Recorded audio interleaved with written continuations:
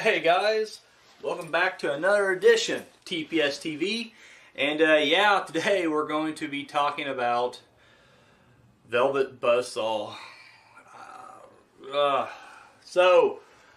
lot of, no pun intended, but a lot of buzz about this. You know, a lot of people were talking about it, and it's got fairly decent reviews. I want to say it has like a 60, which I know, it seems kind of low, but 66 on Rotten Tomatoes, but it's considered fresh.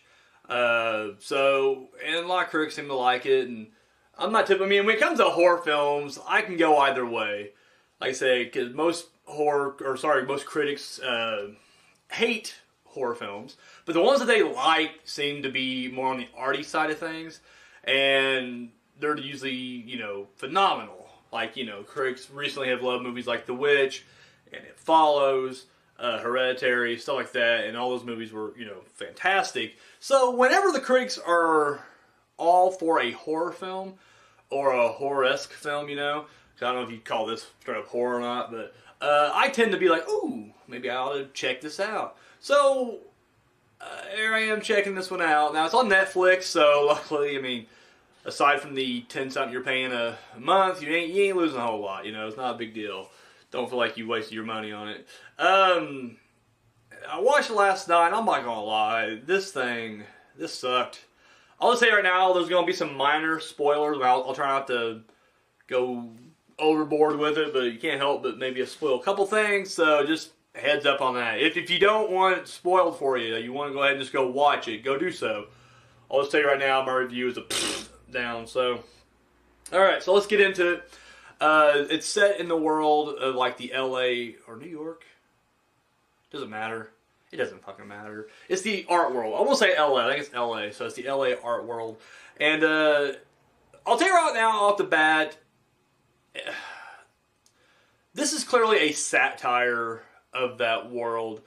And I think with that being said, we shouldn't take what the characters are doing or saying too seriously, just because they are meant to be like a self-parody of that world. The problem though is I don't care about that world. Like, I was explaining to my girlfriend today that, like, when you watch a movie like Death Proof, which in this town everybody fucking hated Death Proof, like they hate it, and I don't get that because it's like fucking awesome.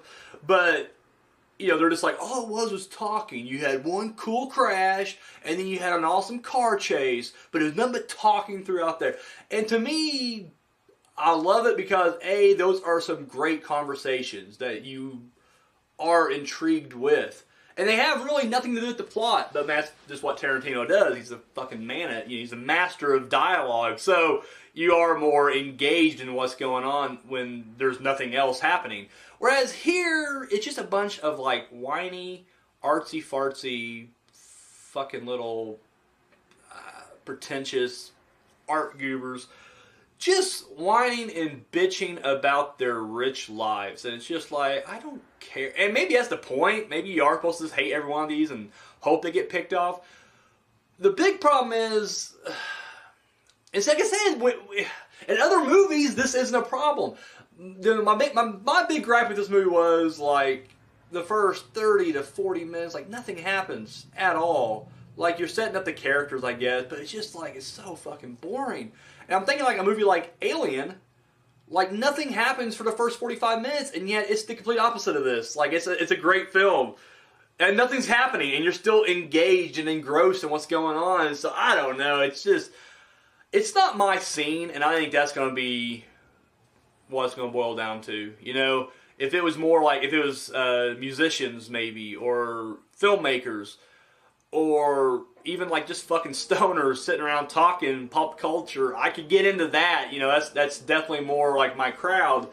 Here it's just people talking art and just being catty and bitchy to each other, and it's just like, I don't know, maybe I'm just kind of whatever, but like the cast is really, like, I ain't saying they're good in this, but they're really a great cast.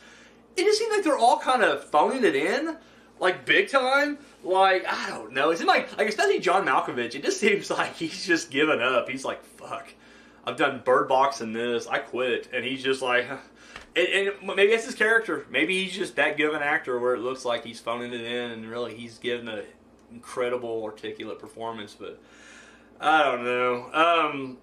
So anyways, I found this movie really, really boring. The only time it really kind of picks up is when the murders actually start happening. Because basically what happens is this woman, I guess I should tell you some plot without just like going into it. This woman who's kind of struggling herself in the world of art. She comes across a neighbor just died, and they're just going to clean out his entire apartment. And when she goes up there to look for the cat, she sees all these paintings, and they're all like, you know, kind of gothic and dark and a little sinister looking. But she scoops them all up and decides she's going to try to sell them.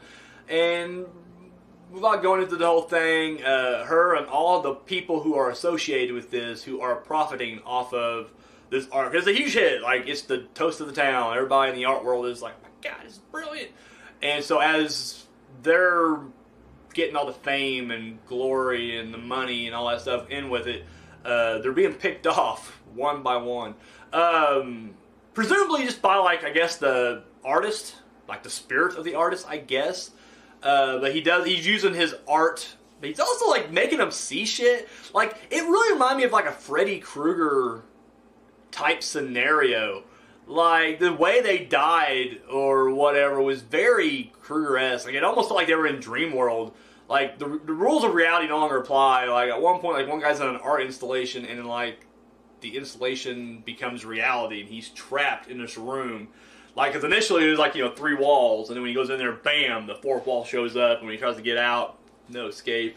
Yeah, those scenes are done fairly well. I won't go into detail, but Toni Collette's death scene is fucking incredible. But they're very few and far between, and getting from kill to kill, it's a chore. I'm not gonna lie to you. It's a fucking chore. Anyways, yeah. In fact, Elijah Terrell, he was in our movie Unspeakable Acts. I don't know if you recognize him from that or not, but he did 3 roles there. Anyways, he watched it recently, or I should say tried to, but he hit me up on Facebook, and he was just like, yeah, he fell asleep, you know, before like the halfway mark on this thing. So I mean, once again, and he's a guy like me, like, he has a very diverse taste. Like, it isn't just horror films for him. Like, he watches everything on the spectrum. So the fact that, like, even he was just kind of like, yeah, I couldn't do this movie, that's saying something. So, and I kind of felt the same way. Like, I mean, I like art horror, but this is a literal, like, the art horror, I guess you can say, and it's bad.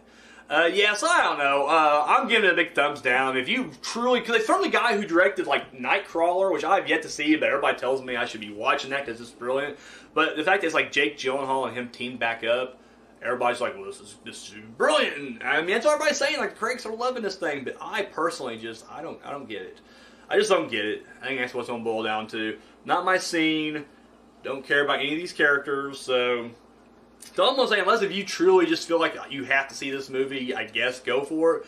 But I will say this: if it comes down to this and anything else on Netflix, I'm gonna be honest. You can probably watch anything else on Netflix and it'll be better. So that's all I got right there. Not gonna lie, I've been kind of a busy week. Our next movie, which is entitled The Copperville Chronicles, we're really getting some headway on the pre-production of that. So we already got one of the shorts, at this point, about 99% casted.